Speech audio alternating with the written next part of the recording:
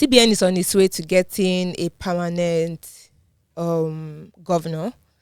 In a past few days, I think 2 days ago, a list of nominees for the position of the CBN governor and deputy governors have been released. And I think we should just mention a thing or two we know about the nominated CBN governor. His name is Olayemi Michael Cardozo. Cardozo. Is that Yoruba or Portuguese? Who knows? Sounds Portuguese. Yes, Olayemi Cardozo was nominated by Tinubu. Interestingly, he was the commissioner for budget and planning in 1999. I think under Tinubu as well. And he has served as a consultant at some notable international organizations like World Bank, United Nations, Ford, and a lot of others. I think he was also on the board of Chevron and Texaco. So, I mean, there's something tech reviewers usually say, and then say when you look at the spec sheets, I mean the spec sheets looks impressive. Okay, yeah, it looks impressive. Yes, but it's different to seeing spec sheets and actually using the device are two very different things. Or delivering on exactly what they delivering, say and I mean if you judging by what is coming into, right? Okay. I mean he's coming. Yeah, he's coming in to fix exactly, or do a miracle. Exactly. So I mean, 18-year high inflation, a naira value that, I mean, we all know what has happened to the naira in the past few years. So many policies, botched policies. So I mean, really, he has his work cut out for him. And again, like I said, the spec sheet is looking impressive, but until he actually does the job, it sounds as if you have like your reservations concerning this man. Yes, I have my reservations. Well, I'm more interested in Tim Gozirim's reservations because he's like he has a trap. So he has set a trap for me. So this is kind of like I can't be setting trap for you. Your name is not Tinubu. So can't be setting trap for you. I mean, it's a God that I can be setting trap for if there's any trap. But I really do not. Okay, spec sheet looks impressive based on what the fact that you worked at the World Bank, or in what capacity? What did you do at the World Bank? I think policymaker and consultant. Okay, well, it's still not impressive enough to me, Sha. It's just like saying you went to Harvard. What did you do at Harvard? But yes, bans aside, Sha.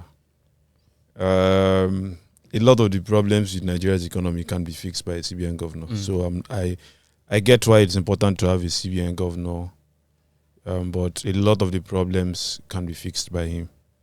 I think one thing a lot of people also have, like a lot of people are saying, if he's going to actually deliver, if he's going to do anything, he really needs to be able to work independently. Yes, right? That's like the most important thing. When you're in a position and you can't come up with policies and push them, when you know the policies for the good of that commission, and you are influenced by probably the government or any external body, the extent to which you can perform is limited. So what I'm holding out hope for the nominated CBN governor, if he eventually comes and gets into the position, is him being what's it called? Independent enough to make independent enough to make decisions, right? It should not be like a rod of punishment in the hands of government. Like if you want to punish a group of people, you just say institute this policy and everything cast. That's the word. Which we saw a lot of. Yes. So independence is if sometimes this thing is something that happens common. It's common when maybe a new person is coming to a post and there will be a TV or radio program. They say people should call in. What do you expect from this person or so person? If I'm asked, I just want him to be independent. There are lots of things that are on ground that are very, very terrible, and it's coming to fix it. This is one of the positions you'll be given, and you first of all look at yourself and cry. Be like, where do I want to start from? I'm coming to fix somebody's mess, right? So I just hope you can do it better. And 5 years is a lot of time. It's a lot of time to effect change, even if it's I just hope to can scratch. do it in less than that. If it can scratch the surface, it's something that's anybody else that is coming. You scratch the surface, man. That's what, just stay in your house, man. No. We don't expect him to perform a miracle. No, you're not expected to perform a miracle, but you can do a good job. So scratching the surface is not a good job. It's not. It should be, considering the current situation that we are. If you scratch the surface, you not do a good job. You barely did your job. So let's look at it this way. What are the things that are sports now? One is the naira has been badly devalued. Inflation is at an 18-year high. Okay, let's just look at those two. Or I don't know. There's a lot. Exchange rate. But are they like I said? Can he solve all these things within 5 years? Is it even his responsibility to solve that? To solve, your currency devaluation isn't a CBN problem. If you are being honest, it's a policy issue. It's okay. It's both policy. So what exactly and is economic? Is both policy and political. Why is your inflation high? Inflation is just that prices are going up. The CBN doesn't wake up one morning and say, let the price of Gary go up by 30%.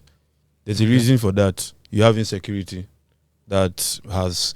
I recently saw in the news that farmers, I think in Borno State, were being amputated by terrorists. Those farmers can't go to the farm. If they can't go to the farm, they can't produce. If they can't produce, your food is scarce, and naturally the prices go up. So it's not a policy issue in this case. It's now an insecurity problem on that aspect. Are you producing enough to meet local demand?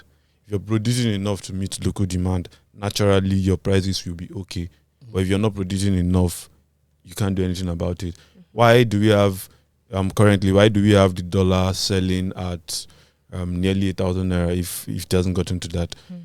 Partially because people need dollars for business, or companies, individuals.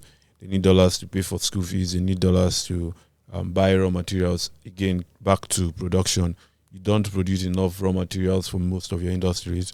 So companies that are located here have to go out to source for it. They can't source for it in naira. I get all the problems you are mentioning. So it's not. What would you, if you were going to like set a benchmark for him to know if he was successful? What would that be? To set a benchmark, I think one will be a regulatory issue. Fortunately, it will be a regulatory issue. I think it would be with basically. Yes, we are running a floating exchange rate right now.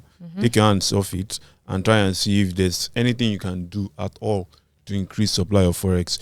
That's something you can do. I think, of course, it's not a quick fix, but maybe over the next 6 months to a year, you could find a way to get more of that.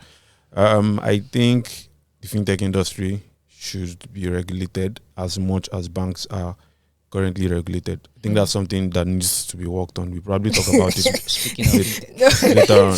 Yeah, so that's what I said. We'll talk about it. But I think you are supporting what I said. Like, there are a lot of things wrong. Yeah. And there's only so much that CBN can do.